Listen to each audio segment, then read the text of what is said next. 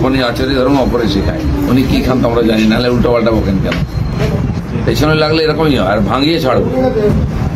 মুর্শিদাবাদে হিন্দুরা ঘর ছাড়া হয়েছে, এখানে টিএমসি ঘর ছাড়া কি মনে করছেন সিপিএম অক্সিজেন পাবে? সিলিন্ডার তো খালি অক্সিজেন দিল। ওরা বছরে একবার ব্রিগেড করে বোঝায় যে পার্টিটা এখনো উঠে যায়নি, এখনো আছে। এইবারে প্রথমবার সিপিএম একলা ব্রিগেড করছে, অন্য কোনো শরিক দলকে নিয়ে করছে না। না, গত ইলেকশন আগে সবাই মিলে করেছিল, কি লাভ হয়েছে? না, এইবারে একা করছে না। ওরা বুঝতে যে এখন লোকগুলো আমাদের সঙ্গে আছে কিনা, কত পার্সেন্ট ভোট আছে। ওদের যতজন ভোটার ততজন ক্যাডার ততজনই ব্রিগেডে আসে। দাদা, এখানে অনেক মানে বিয়ের পর প্রথম খড়গপুর এলেন নিজের যেখানে কর্মসংস্থান এবং একই দিনে জন্মদিন। অনেকে এক্সপেক্ট করেছিল যে বৌদির সঙ্গে আসবেন, সবাই দেখলাম গোয়া দিয়েছে। কি বলবেন? অনেকে এক্সপেক্ট করেছিল দিলীপ বিয়ে করবে না, করেছে, কি যায় আছে? বিভিন্ন রকমের বিভিন্ন লোক বার্তা যে দিলীপ দা আগে যেভাবে স্বতঃস্ফূর্তভাবে চারদিকে কাজে ছুটতেন, বোধহয় এবারে কিছুটা জড়তা তৈরি হবে। অনেকে অনেক রকম বলছে। অনেকে চিন্তা করতে তো পয়সা লাগে না, চিন্তা করুক না, কি আছে। অনেকেই ভাবছে এই হলে ওই হবে, কি হবে দেখা যাবে। দাদা, কুণাল ঘোষ আজকে বলেছেন মোদীকে অনুরোধ করবো দিলীপ দাকে একটু মধু খাওয়াতে।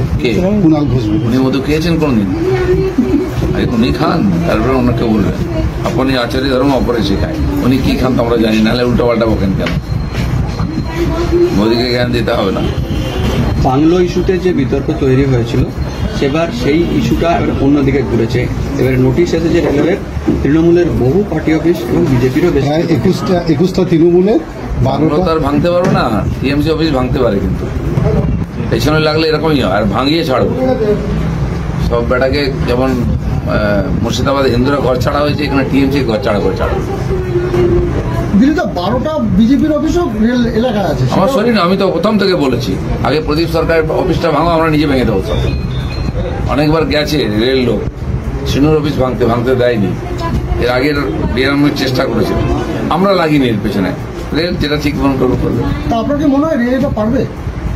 দেখা যায়, কারণ যতবার রেল যাচ্ছে ততবার রেলকে পিছু হতে হচ্ছে। আয়না কাল তো ভাঙবেই, সেদিন টিএমসি ওখানে বাড়ি করে বসে ধান্দা করবে না। উত্তরপ্রদেশে ভেঙেছে কিনা সব হতে পারে।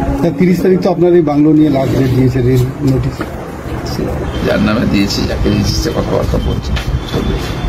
দিলীপ দা, শাস্ত্রের কথা তো আপনি বলেন, শাস্ত্র মেনে বিয়েও হলো আপনার, তো বৌদিকে আজকে আনলেন না? শাস্ত্র মেনে ভাঙলেন আগে, বিয়ের পরের দিন বউরা বাড়ির বাইরে যায় না তো। কিন্তু অষ্টমঙ্গলার আগে জোর ভাঙাটাও তো ঠিক নয়। জোর কি হাত ধরে ধরে ঘুরে বেড়ায়নি?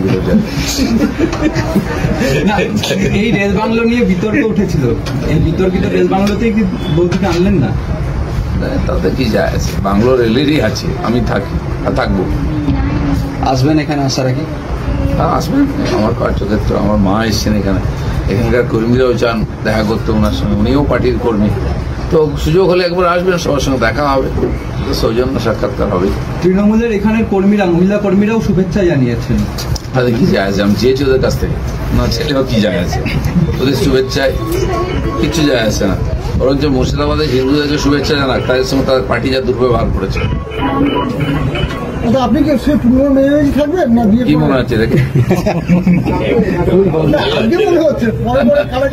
চলো দেখা যাক, অপেক্ষা করো। আপনার জন্মদিন আছে, কেক কাটা হবে? সকাল থেকে 5টা কেক কেটেছি, আমি জানি না এখানে কি আছে।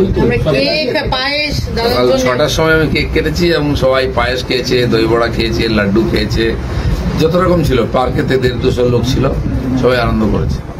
এই আর কি চলছে। সেখানে এখানে এলাম আমাদের কর্মীদের সঙ্গে একসঙ্গে মিলিত হতে, তাদের আনন্দে ভাগ নিতে।